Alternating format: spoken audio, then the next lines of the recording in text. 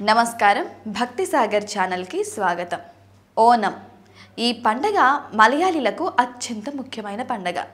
Malayali calendar ప్రకారం కొత్త సంవత్సరం తొలి నెలలో ఈ పండుగను జరుపుకుంటారు. ఈ పండుగ ఆగస్ట్, సెప్టెంబర్ నెలల్లో వస్తుంది. దీనిని శ్రావణోత్సవం అని కూడా అంటారు.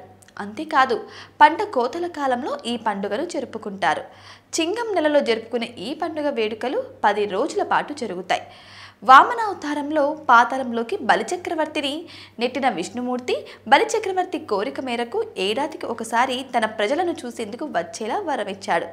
దీంతో ప్రతి ఏడాది బలిచక్రవర్తి తమ ఇళ్లకు వచ్చి ప్రజల సంతోషాన్ని చూస్తున్నాడన్నది భక్తుల నమ్మకం. ఆ రోజే ఓనం పండుగ అతి వైభవంగా జరుపుకుంటారు. పేదవాళ్ళు ధనవంతులు అనే భేదం లేకుండా అందరూ తప్పనిసరిగా పండుగ వేడుకలను జరుపుకుంటారు. అతంతో తొలి రోజు వేడుకలు ప్రారంభమయ్యి తిరు ఓనంతో 10 రోజుల సంబరాలు ముగుస్తాయి. ఈ తిరు ఓనం చాలా ముఖ్యమైనది. ఈ రోజున మలయాళీలు నిర్వహించే ఓన సజ్జ అనే విందు చాలా ముఖ్యమైనది. ఇందులో తప్పకుండా పాల్గొనాలనే ఆచారం వారికి ఉంది. ఈ పండుగ సందర్భంగా కేరళలో ఎక్కడ చూసినా ఏనుగుల స్వారీలు, అందమైన తెల్ల చీరలతో మగువలు ఉంటారు. అంతా కోలాహలంగా కన్నుల పండుగగా ఉంటుంది.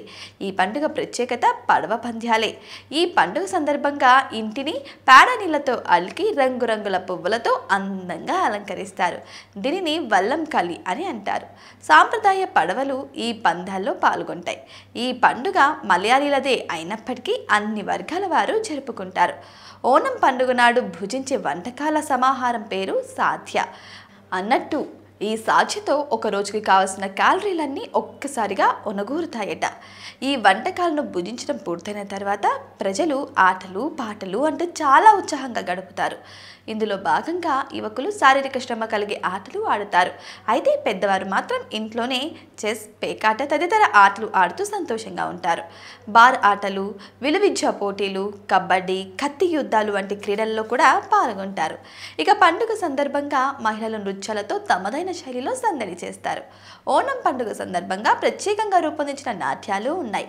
అందులో కైకొట్టి కలై, తుంబి, తుల్లాళ్ళు ముఖ్యమైనవి. కేరళ మహిళలు తన సాంప్రదాయ బంగారు రంగు అంచు కలిగిన తెల్లని చీరలు ధరించి చప్పట్లు కొడుతూ ఈ కైకొట్టి కలై అనే నాట్యము చేస్తారు. ఈ ఆటలు నాట్యాలు కేరళ రాష్ట్రంలోని అన్ని ప్రాంతాల్లో తప్పకుండా జరుగుతాయి. అంతేకాదు పండుగ వేడుకల్లో టపాసులు కాల్చి ఇంటిని దీపాలతో నింపేస్తారు.